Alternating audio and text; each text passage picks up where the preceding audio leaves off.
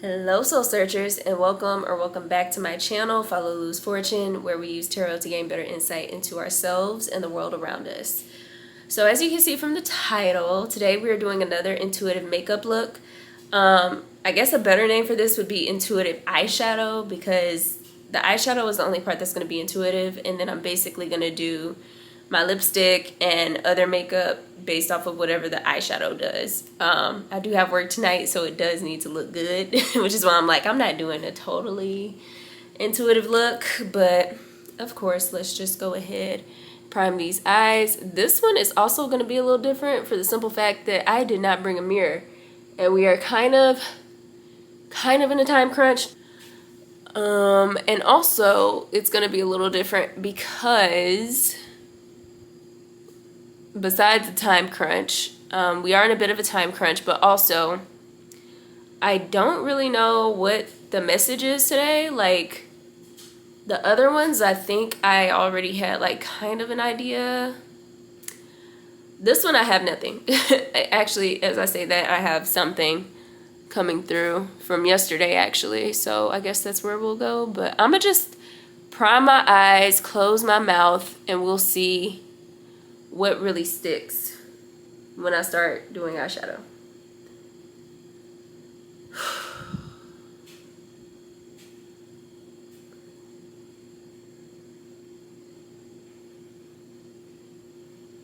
Okay, so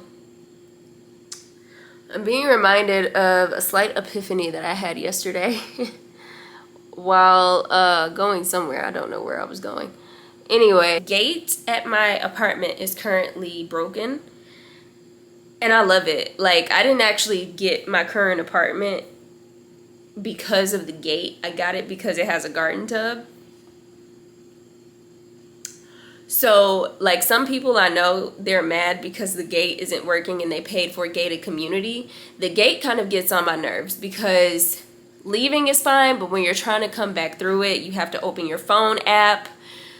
It takes forever to open, and then the gate takes forever to open. So it's really not my favorite part about living here. I mean, I get that it's safer, supposedly, but like, I don't know. Like, you can still jump the gate, you know, if you're really dedicated. So all of that to say, it's broken. And I was just thinking about how much I love that and how convenient it is. And the message that came through is kind of like, what was it? Even broken things can be beneficial. And as soon as I thought that today, like as soon as I was remembering this from yesterday, it was talking about systems. So even broken systems can be beneficial. I don't know where we're going because y'all know I'm not exactly a fan of systems and structure, but we'll see how this unfolds. Today I am using the Saharan 2 palette. I feel like I've used this before. I don't know. It wasn't for intuitive makeup though, but I have used this before. So this is the palette. I'm just going to sit it down. I need a brush. Actually, no. I'm just going to use my finger. Is that a... That's a shadow. Okay. Interesting. This color is called Marrakesh. It is a very peachy color. Even broken systems can be beneficial. There's something about loopholes coming through. There's something about the forgotten. So I have to use at least my phone camera. Like I can't use just this. I'm so sorry.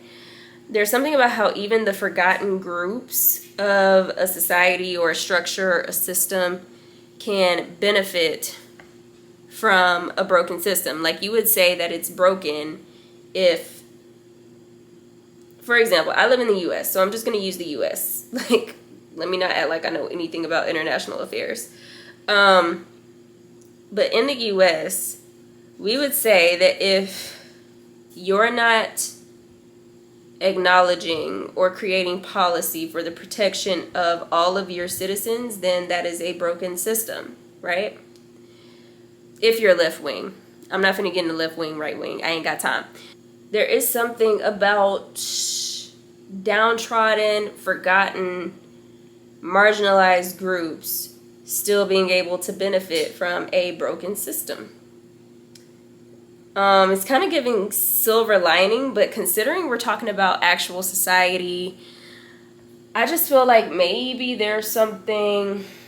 I just got Unwritten by Natasha Bedingfield. It feels like there's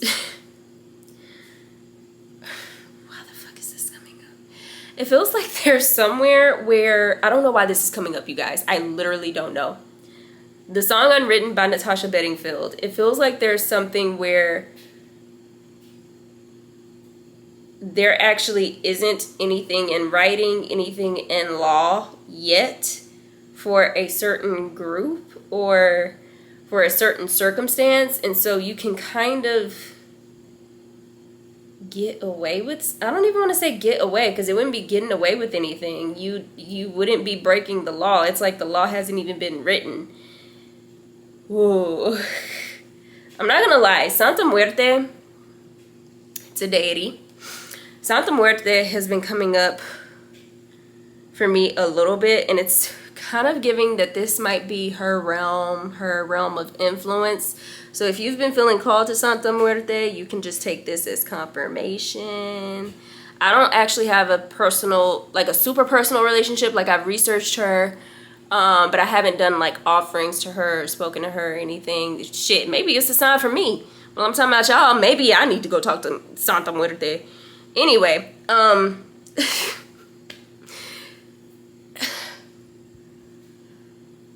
yeah, it's like there's a group or a circumstance or a situation that has been so forgotten, or it's not common enough to actually have legislation around it. And so it's like you can do it without worry, at least initially.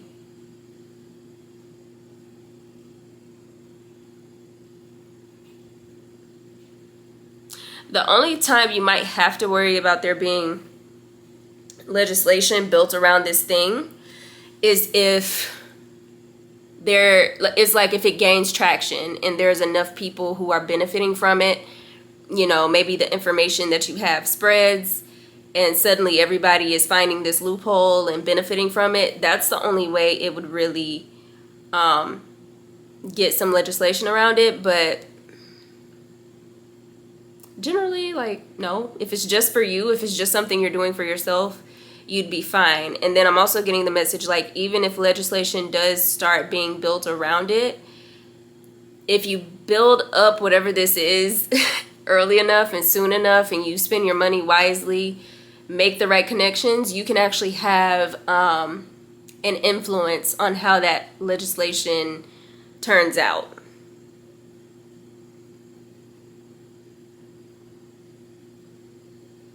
Child. What y'all got?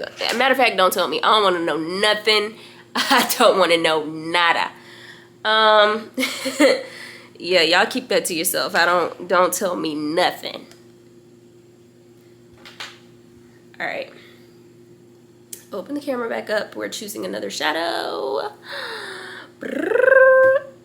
Oh, pinky. Oh my God, my favorite color. So this is the burgundy shade. I think the last time I used this palette, I used this color too, and I cannot see what it's called because it has shadow all around it. Zohra. Zohra. This color right here. All right. I'm also being guided to talk to you guys about how I interact with tarot. And this is kind of going back to a video I did yesterday. I don't know which one's getting posted first, but that one might not go over well, I'm not gonna lie. Anyway, the way I interact with tarot, right? And this is why a lot of readers will say only take it if it resonates or blah blah blah, and those are what I consider to be ethical readers. People who say this is this and that is that, I'm not gonna say they're bad, but you just got to be really careful in spirituality, because a lot of people are used to being spoon-fed, and spirituality is not that sort of party over here, right? So I said something yesterday about how craft or witchcraft or whatever you want to call it really is just about how good of a story you can tell and how many people you can get to buy into that story. How many people can truly believe it.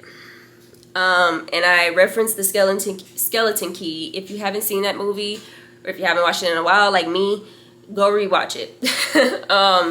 But in that movie,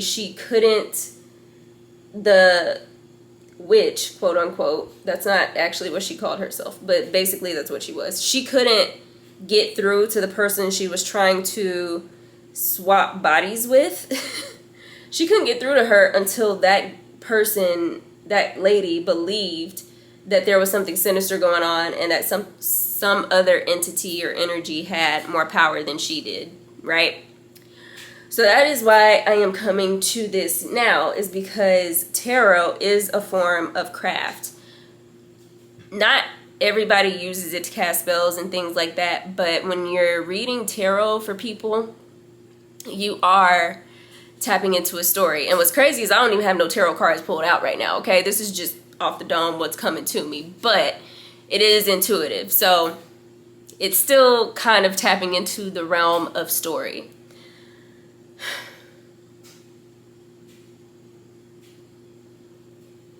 And there is something about you guys just needing to know that, like, obviously, I'm going to say for me, but also in general, nothing is set in stone.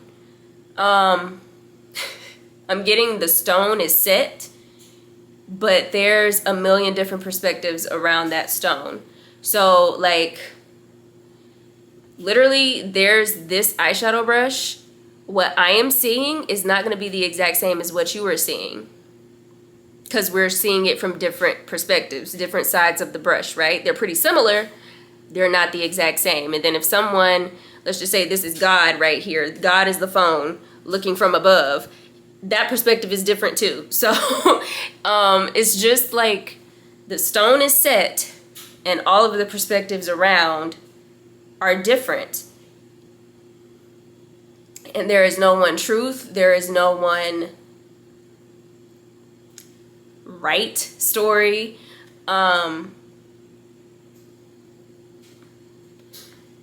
There just isn't. And so even as I'm saying this about legislation and Santa Muerte and all of this stuff, you do have the right to, of course, choose if it resonates, choose if it's something that speaks to you, choose if it doesn't, choose if this has no relevance to you at all. And that could mean a million things. Like if you're not resonating with anything that I'm saying, then it could be that I'm not your reader. It could be that this just isn't necessarily a reading for you. I almost feel like this is going to be a general disclaimer video though, because I feel like a lot of people don't understand this about tarot. A lot of people come to tarot from more traditional religions. Not everybody, but a lot. And there's this sense of like needing direction, needing guidance, needing someone to tell you what's what. The thing about tarot and spirituality is that it's very personal for everybody. So while I can give guidance, the next reader can give guidance, your preacher can give guidance, only you know truly what the right path is for your soul. So I don't know why that wanted to come up. If we're going to go with this idea that story is a form of craft, or that craft is story, then the question becomes, what stories are we telling ourselves? Let me choose one more eyeshadow really quick before we get too much into that. I feel like I need like a transition color, but I'm gonna just go with wherever we go here. That is a shadow. Oh, that is not a transition color either. All right, so we landed in, I have no clue how to spell. What is this? Chef. Yeah, no, I'm gonna put it on the screen. Ain't no way. But this is the color, and okay, this is throwing us a curveball. Let's see. Oh my God, that is frosty. I'm just gonna go with the flow. Do as I'm told. So, yeah. If craft is truly a story, and every tarot reader, pastor, whatever, is just telling stories, to you, then what are you believing? It doesn't even have to be the stories you tell yourself, although those are some of the most important. That's where affirmations and like your self-concept and things like that come up, because a lot of that stuff, especially from ourselves, it kind of just runs in the background. Like, we don't pay a lot of attention to it because we've grown accustomed to it. I wasn't expecting to like this as much as I do. Wow. But it is just as important, if not the most important story that you hear, is the story that you tell about yourself.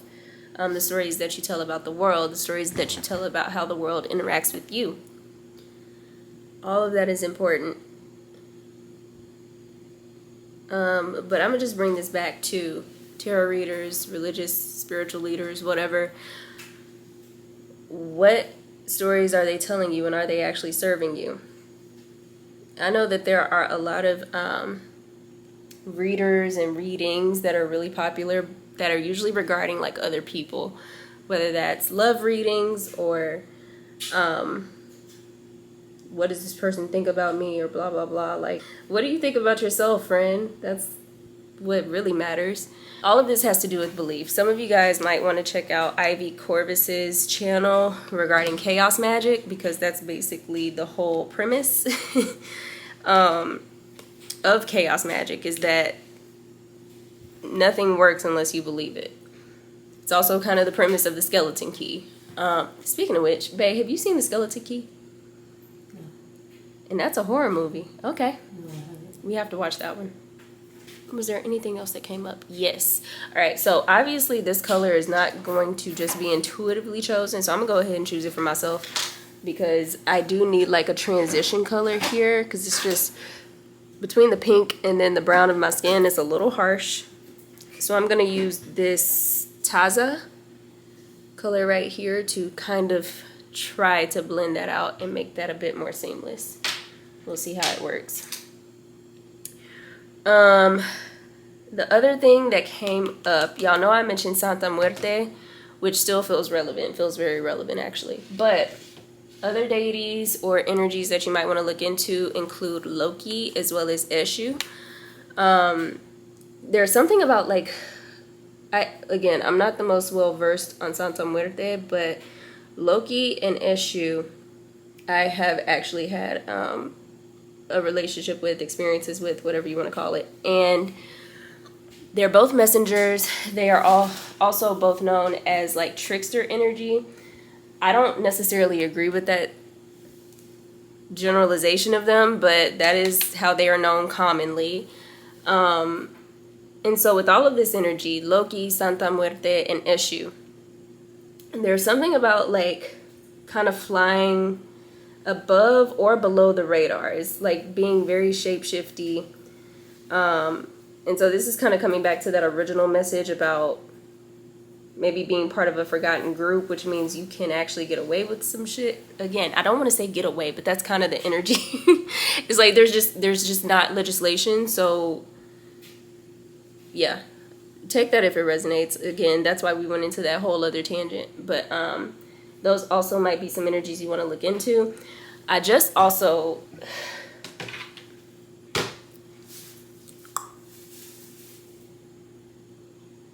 look in the description box, because there might be more to come.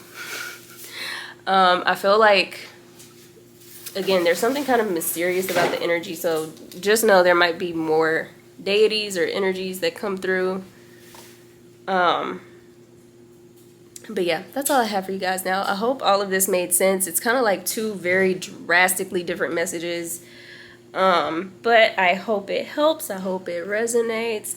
But I don't think there's anything else to be said now. So, hey guys. So really quick, instead of, making you guys check the description for other energies or entities that may be tied to this reading, I just wanted to go ahead and shuffle some cards on camera, because we haven't done that in a while. So this is the Gods and Titans Oracle. And this one is Goddesses and Sirens, and both are by Stacey DeMarco. So I'm going to get a few cards from both. Alrighty. What female energy or what deity, what goddess is tied to this reading? Full disclosure, wow. Sekhmet, reduction. I say wow because she recently started popping up in my brain as well. So it's interesting because Santa Muerte and Sekhmet, I've kind of had impressions from both of them, and so for her to come out here is interesting. If you don't know Sekhmet, Sekhmet is basically an incarnation of the Eye of Ra, the sun god, in Kemet, ancient Egypt. And she was basically personified rage. Like, just learn about Sekhmet, okay? She, in her more gentle incarnation, she is Hathor, the mother, all about fertility and love, but her original OG self, Sekhmet, is not to be messed with. So I do kind of love that. It's interesting too that that is a netter that shifts, because that is definitely, regardless of anything else I said in the video, the energy of being shifty, and I don't mean that in a bad way, but just the energy of being able to adapt is highly relevant here.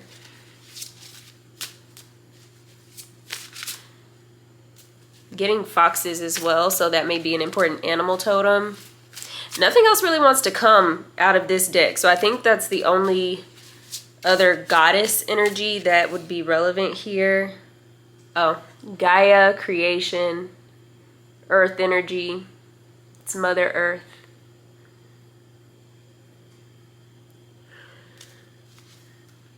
I feel like that's more so talking about creativity though, like being innovative, because again, the energy that I was picking up on specifically in regards to legislation, whatever that is, y'all, we, whomever this is resonating for, we are working on something very different, very new. So it's going to require a lot of innovation, and at some point it might require some legislation, but yeah, anyway. And then, like I said, we have gods and titans. So let's see what energies from this deck. Wow. And as soon as I open it, we get Ra power. This is the sun god of ancient Egypt, Kemet. So I'm going to shuffle because that was not... he was just on the bottom of the deck. I just find it ironic. 3, 4, 5 on the camera. All right. What gods and titans are tied to the energy of this reading? Maui, discovery. That's that innovative energy that I'm feeling. I don't actually know a lot about Maui outside of Moana. So forgive me. I can't really add anything else there. Kind of feeling like one more. Lu, skill. Something about this, and I have, again, never heard of this god or titan either, but something about him is bringing me to Lakshmi in Hindu, I think it's Hindu religion. Is it Lakshmi? And that's who it's reminding me of. I can't, for some reason, I'm feeling like it might not be Lakshmi, it might be somebody else. Hindu. Because I kind of feel like it may start with an, Saraswati. There we go. Okay, Saraswati. That's who this is reminding me of. This skill card. But again, I've never heard of him, but Saraswati may also be relevant here. All right, so let's see. Lu. It's funny, Loki actually is in here, and he's right before Lu. That's hilarious. Lu, this is a time to further develop your education and skills. Enjoy your unique talents. I'm not going to read the whole message for all of these or any of these really, because who got time? But these are just like the quick messages. Although something about his shadow side just kind of popped up. That's interesting. Sometimes if you have many talents, we don't know which to concentrate on, and that can lead to analysis paralysis and ruts. It's important to know how to do different things, but don't neglect something you may become great at if you give it more. But don't neglect something you may become great at if you give it more attention. Again, follow what you most love. So that's Lug, or Lug. I'm so sorry, I don't know how to pronounce that. Maui's message. Oh, it's interesting. This was like right behind the other one. Okay. Feel eager again for discovery and adventure. Curiosity may help you break barriers and solve problems. Curiosity. This is all about being innovative. I don't know what we're all working on.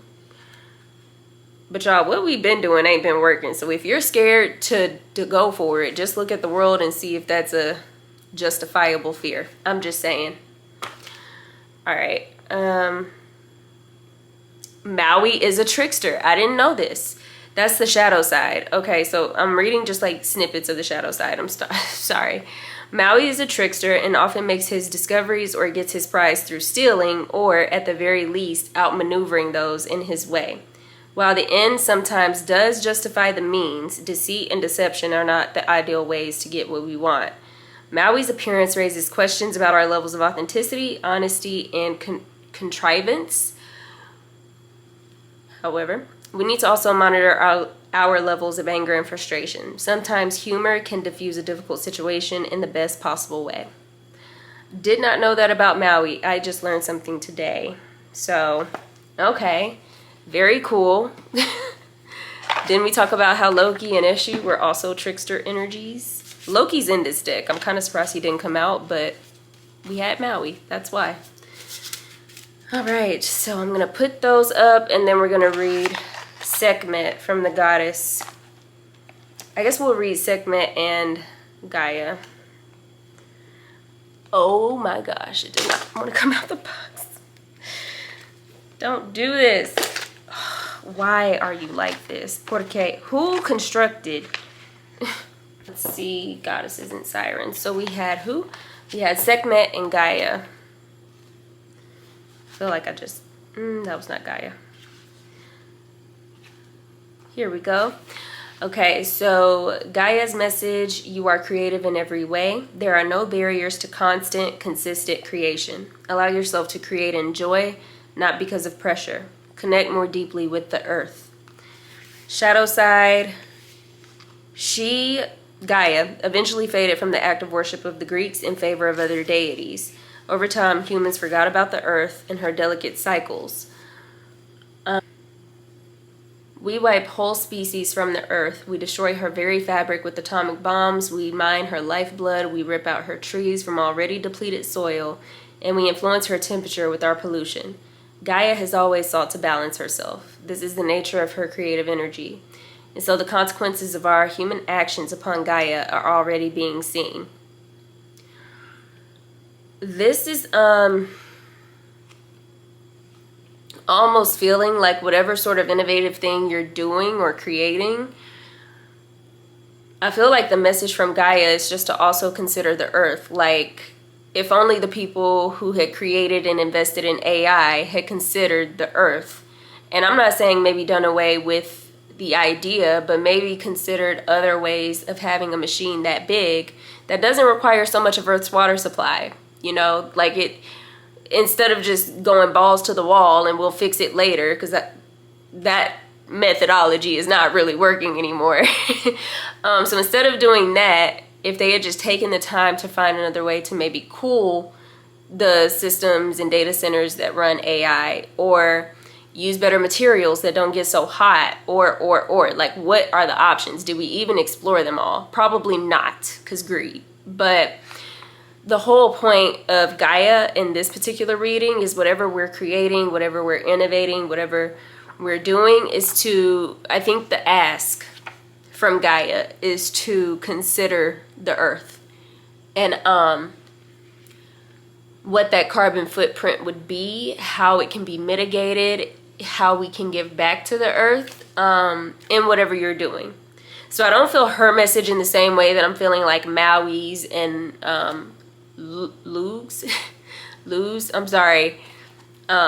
Loki. I'm not feeling her energy in the same way. It's just like, yeah, do your work, but please think about me. Please and thanks. It's kind of how it's coming through. Segment. Reduction. I love how it's not destruction, but reduction. All right, her message. Allow what you no longer need to be destroyed or reduced. Build your emotional authenticity. You are protected when expressing your true emotions in appropriate ways. And then shadow side, if we try to suppress or deny our emotions, we may express them later in inappropriate ways. That kind of came up with Maui too. This is on page 144. How interesting. For example, those of us who repress our anger often explode with rage in completely different circumstances. Developing emotional authenticity is an important tool in combating such behavior. Emotional authenticity, that's like the first time I've heard that phrase, but it makes perfect sense. So yeah, if you've been feeling heated around the time that you're seeing this, so much of this seems to be focused on creating something new. So some of us may be like really hating our jobs. And I know for me, every time I get triggered, I turn to YouTube, I turn to editing a video, I turn to creating or writing something, I turn to spirit and get a spirit message and post that. Like, every time I get triggered at work and get really pissed off, and even though I know I'm tripping, I'm also just like, it's been 8 years of this same bullshit, I'm fucking tired. I take that energy and I do something in the direction of where I want to go so that it doesn't just sit there and fester. At least I'm moving a little bit. So considering how much of this message, as well as the previous part, was focused on creating something new, some of us definitely may be considering like entrepreneurship, creating some type of business,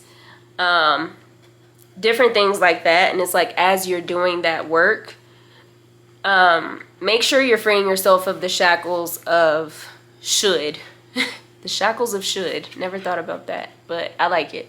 So the shackles of how you should behave, what you should be doing, what you should care about, what you should spend your money on, what you should want for your life.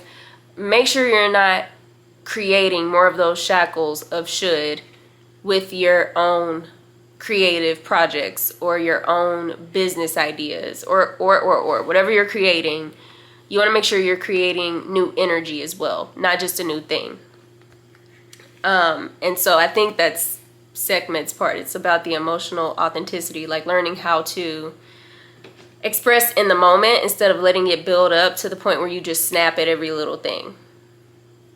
Because that's not the energy that you want to build into your new business, your new idea, your new opportunity. This was much longer than I anticipated, but I'm glad I was able to get some more energies for you. I was not picking up on the energy of anger at all, but that came up a couple times, so it's obviously very relevant. I hope this message helped and resonated. I know it was a little all over the place. I'm still not 100% sure what y'all doing, but I'm gonna mind my business and just wait for y'all to make the world better, okay? I'm excited to see it. Thank you guys so much for being here, and I will see you, excuse me. Thank you guys so much for being here, and I will see you in my next video.